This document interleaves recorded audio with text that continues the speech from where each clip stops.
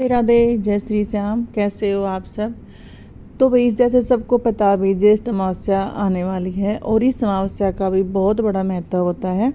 तो ज्येष्ठ अमावस्या 18 की है या 19 की है और इसका क्या महत्व है और इसकी सही से पूजा विधि क्या है। बहुत सी माता बहनें भी ज्येष्ठ अमावस्या नहाने चले जाते हैं दूसरे के साथ, लेकिन जो सही विधि होती है जिससे हम हमारे पितर खुश करते हैं, इसकी सही विधि क्या होती है, हमें दान किस अमावस्या को हमें दान क्यों करना चाहिए, क्या इसका महत्व है, ये नहीं जानते हैं। सब नहीं जानते हैं, लेकिन जानते तो हैं, लेकिन ये बातें सब नहीं जानते हैं। कुछ लोग ऐसे भी हैं जो जानना भी नहीं चाहते। वो जैसे लोग जाते हैं उसके साथ भी एक दूसरे के साथ नहाने चले जाते हैं, लेकिन खुद ये नहीं पता होता कि भी इस चीज़ का जो हम कर रहे हैं, जैसे भी दूसरा कर रहा, हम भी वैसे उससे पूछते हैं कि मैं क्या लेके जाना है वहाँ पर, तो वो बताता है तो उसको ले जाते हैं। लेकिन ये नहीं पता कि भी इस चीज़ का महत्व क्या है। जो चीज़ हम अपने हाथ से कर रहे हैं इसका महत्व क्या है। जब तक हम किसी भी चीज़ का महत्व नहीं समझते या किस चीज़ के बारे में सही से नहीं पता करते, तो हमें उसका ज्ञान अधूरा रहता है। चाहे अमावस्या हो, चाहे मतलब भाई किसी देवी देवता की पूजा हो, जब तक हमें ये नहीं पता होता कि ये जो चीज़ है, ये जो देवी देवता है, हम इसकी पूजा कर रहे हैं, इसकी कहानी क्या है, ये है क्या, इसका महत्व क्या है। लेकिन नहीं, कुछ मतलब बिना सोचे समझे ऐसे हो जाते हैं। आजकल बहुत से ऐसे भी लोग हैं जिसको भी खाटू धाम के बारे में मतलब ये तो पता है वहाँ पर श्याम है, लेकिन वो श्याम कौन था ये भी नहीं पता। अगर हम पूछे श्याम कौन था, उसने क्या किया था, कैसे, मतलब बहुत लोगों को ये नहीं पता कि भाई श्याम बारबरिक था। अब तो बहुतों भी जैसे भी उसका पर ज़्यादा वो हो रहा है अभी प्रचार, तो उसको कुछ पता भी, लेकिन बहुत कम लोगों को ही पता था। तो ऐसे ही भाई हमें ये नहीं पता होता कि इस चीज़ का क्या महत्व है। सभी को यही बोलूँगी भी, कुछ भी जो भी आप मानो, कोई भी धार्मिक चीज़ में जब आप जाते हो, उसको मानते हो, पूजते हो, तो उसका महत्व ज़रूर जाने। उसके पीछे की जो कहानी होती है ना, जब तक हम वो कहानी नहीं सुनेंगे, उस कहानी के बारे में नहीं जानेंगे, तो हमें उस चीज़ का ज्ञान नहीं होता है।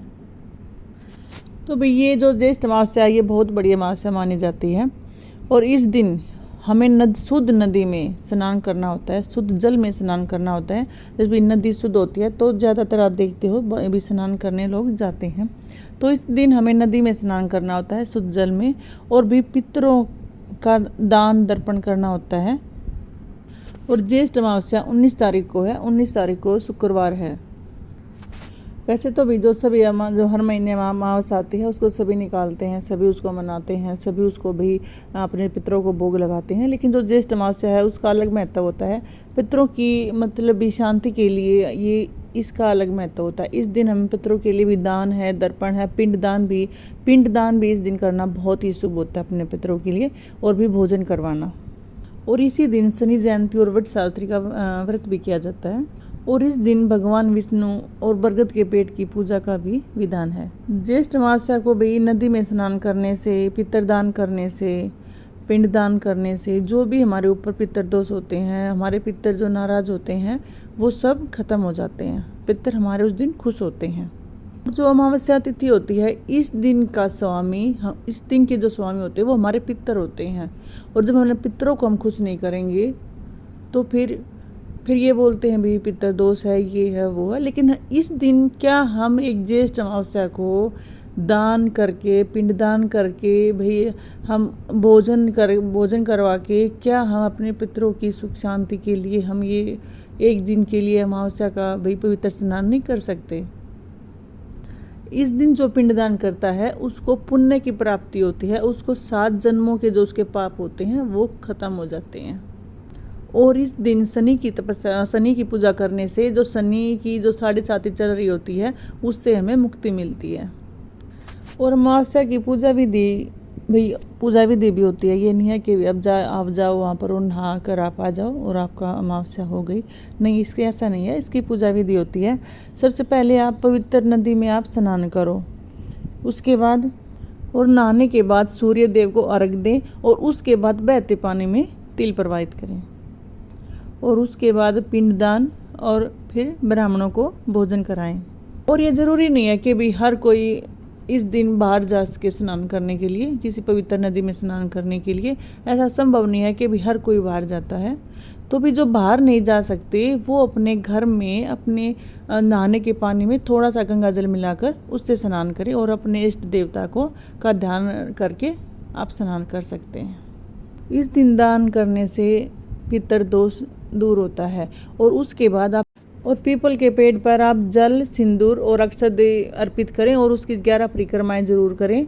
और उस दिन शनि जयंती भी, आप शनि के मंदिर में जाकर आप शनि की भी पूजा करें, शनि चालीसा पढ़ें और शनि देव को सरसों का तेल, काले तिल, काला कपड़ा और नीले फूल अर्पित करें और शनि चालीसा पाठ करें। और ज्येष्ठ अमावस्या को ये आप कुछ चीज़ें ना जरूर करना। सूर्योदय से पहले उठकर आप स्नान करना, अपने घर को साफ सुथरा करना और अपने घर में उस दिन गंगा जल या गौमूत्र का छिड़काव जरूर करें। और पितरों के नाम का घर की दक्षिण दिशा में एक दीपक जरूर जलाएं। और ज्येष्ठ अमावस्या का व्रत करें और पीपल के पेड़ की पूजा करें। इस दिन तामसिक भोजन से आप दूर रहना और ब्रह्मचर्य का पालन जरूर करें और दान जरूर करें। गौओं को हरा चारा खिलाएं, पक्षियों को दाना खिलाएं और मछलियों को आटे की गोलियां जरूर खिलाएं। ये सब करने से हमें इसका पूर्ण लाभ मिलता है। जो भी पितरदोष, किसी के ऊपर पितरदोष होता है वो सब खत्म हो जाए, 7 जन्मों के पाप हमारे खत्म हो जाते हैं। राधे राधे।